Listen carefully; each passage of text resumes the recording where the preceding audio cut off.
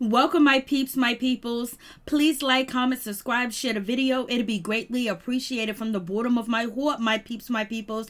Peep Squad is in the building, baby. We going to the top, baby. You want to bring others with us. So please become a part of Notification Squad. Please become a part of Peep Squad. Hit that notification bell, baby. Know each and every time I drop a video, tell me what's on your mind. So let's get into it. Let's talk about Black Ink Crew New York, Season 8, Episode 23.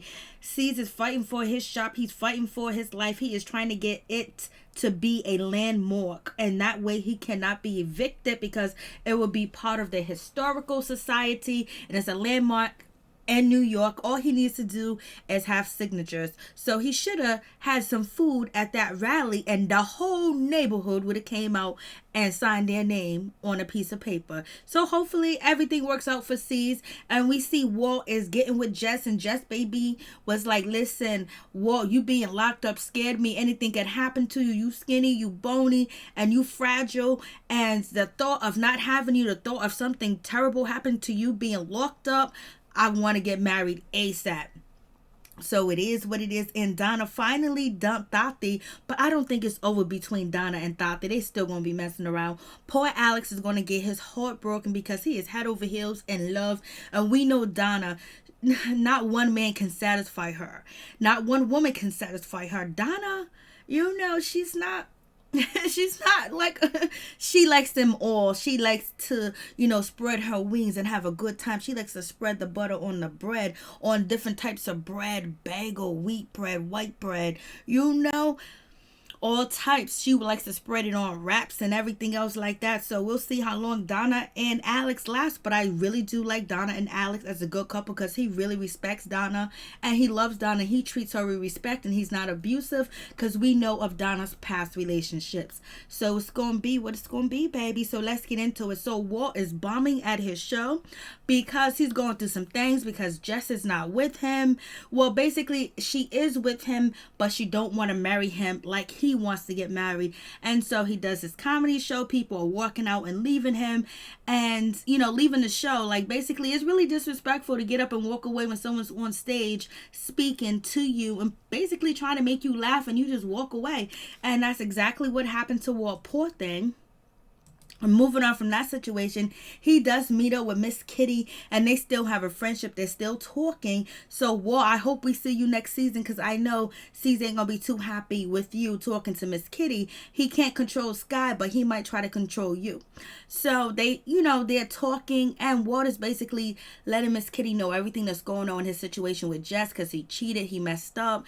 And, Miss Kitty want to wish him the best. So, Miss Kitty is around. She's getting that double pay because she was just on Black Ink Chicago. Now this is her third episode on Black Ink Crew New York. So she's getting that money, that cheddar. So keep up the good work, Miss Kitty. Do your thing, baby. Don't let nobody stop you. And so production had to be shady because Walt was trying to hide his Hennessy cup, but they made sure they showed his Hennessy cup. Walt is feeling a certain type of way. Last thing he needs to do is to be drinking. He needs to be focusing on himself, his kids, and his fiance. But right now he's in a stupor. And when you're in a stupor, don't go to alcohol or any illicit drugs because the only thing they do is keep you in that stupor, making you think like things are going to get better, and they really just stay the same. Then Walt, he gets arrested by the NYPD. He gets arrested really for a bench warrant from 2006. Like, damn, they didn't tell us what it was for, but he get arrested right in front of Black Ink Shop. So welcome to the club because it seems like everybody at Black Ink has got arrested except for Miss Kitty and Young Bay. So Walt gets arrested because he's outside smoking, a roach, and then he gets in trouble. The police done arrest him and just took him in. I was like, damn, you should have been in California. And Jess is basically, she get the phone call from Black Ink Crew that Walt is locked up, and she's running to the precinct, and she's basically trying to bail her man out, her fiance out, but she can't. He is held overnight, and she's worried and she's concerned and she's thinking, oh my God, there's so many things I don't know about Walt. Well, Walt's doing what it do. And then we have the guys at Black Ink, Puma, Teddy, and C's basically telling their jail stories and different precinct stories of where they were locked up at, which jail was the toughest and who been to this jail. I was like, Lord have mercy. And moving on from that, C's talks to his attorney because we all know that the landlord is doubling the rent. He's tripling the rent to $11,000 a month. Shit. And he basically, if C's doesn't pay him the $11,000, he's going to be evicted. And basically, they have a gentrification and Harlem, and so they're trying to move him out and bring in the new faces like they've been doing everywhere. And so the lawyer's like, there's really nothing I can do. He wants to double the rent. I was like, damn, that's low down and dirty. And Caesar's like, I've been here for 10 years. You know, we built this place, like we made this place something. It was just a basement. Yes, when you basically build up a property and you make it more advertised, you know, is more, you know, nice, and you decorate and you make it look good and makes people that who owns the property want to sell the property or basically think that they can get more rent for it. So basically that's what it is. The landlord's probably tired of seizing them. He done got all he can out of them. And so therefore, if he's able to triple their rent, he'll keep them there. But other than that, he can get that asking price of $11,000 from somebody else because the basement or black ink has been remodeled, renovated, because he just did renovations not too long ago. And so the landlord is like, I can triple my money, I could double my money, because this is prime real estate in Harlem, because they are changing the community around. And Caesar's feeling a certain type of way because this place used to be dangerous. It used to be like you couldn't walk around, but black ink was a staple in the community. So the lawyer was like, it's really nothing that we could do. So Caesar's upset. He's shocked. I know he's feeling a certain type of way, like, damn, they playing me, trying to take my money and just throw me out on the street like that. So low down and dirty. And the landlord has the right to do that. So it's foul. And so we have Walt and Miss Jess. Basically, they're going to get married ASAP as soon as possible. They're going to get everything together because she's happy and she wants him. And, you know, that little stunt of missing him overnight, she was like, I got to marry him. So hopefully, you know, this is a good situation for Walt, but I just hope it's a good situation for Jess, you know. Because, you know, Walt really needs Jess. She's the best thing that ever happened to him other than his kids, because she basically doing so much for him and keep him on a straight and narrow. And she's like his support system. You know, she kind of like breathe life into, you know, Walt. So they're going to get married. He's happy than a jaybird. And so Cease goes to see Councilman Carnegie. Councilman Carnegie, I hope you got them 15 or 16 young boys that beat that girl up in Harlem so bad. So they go see Councilman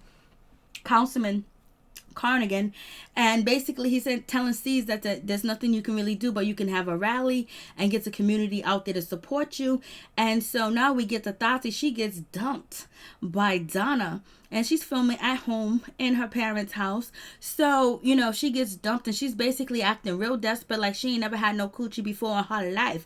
Like this was her first time, like Donna turned her out. She is desperate. She has no storyline. She has nothing going on. And she's hoping that everything is not going to be weird between her and the vagina slayer, aka Alex. So basically I'm like, damn, Donna, you are wearing these people out. I mean, like, she is so desperate. And you know how Donna is. When you get too desperate and too needy and too loving, Donna would be out the way for somebody else that is pushing her away. You know how Donna is. She don't like that too much. And so Dorothy was like, I always get dumped. Yeah, I wonder why. Because you a dumpster, baby. And we get to Donna basically is like, you know, she had to tell, you know, Tati that it's over. We got to be friends. But the way that she told Tati was like giving Tati hope that they going to be back together. They're going to be messing around and being on the low. But Donna basically told Alex that she's going to be staying away from Tati and not spending so much time with her. I was like, Donna, why you cheat on him like that? If Alex would have did that to you, you would have been hurt. So do unto others as you want others to do unto you, and kind of control your cravings.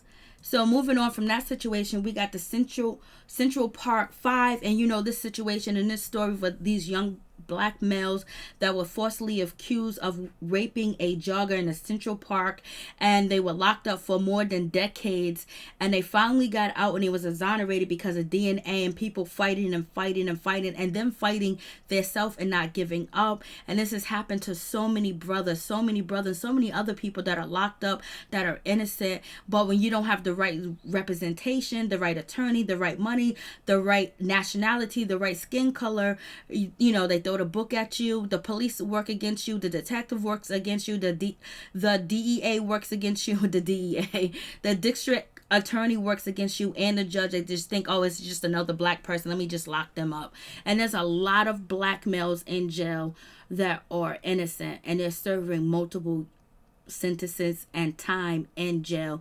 And it's just really unfair, and it's just sad that our people go through so much and we get disrespected so much. Now they're trying to put the coronavirus on us, trying to make it the blackface. Well, if there is a problem with, black people catching the coronavirus, and that's the situation because of hardship and basically not having the right not having health care and not having the access to different tools and things like that, because we're disenfranchised, then why isn't the government cutting black people a stimulus check, to make sure they get the health care and they get the right food that they need, and the masks and the gloves and things like that? If we are high risk because of our poverty level, come up with a solution.